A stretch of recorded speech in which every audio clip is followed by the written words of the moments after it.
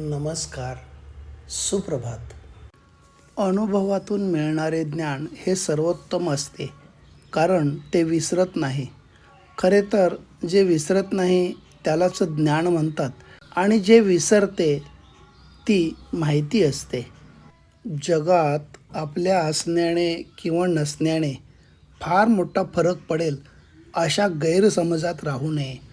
तसा कोणालाच काहीसा फरक पडत नाही.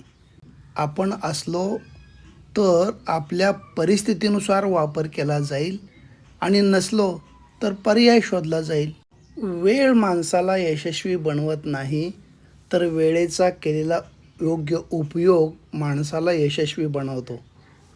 शांत राहणं बऱ्याच समस्यांवर औषध असतं, पण जेव्हा मानसन्मान आणि स्वाभिमान यावर वार केला जातो तिथं तोंड उघडणं अत्यंत गरजेचं असतं.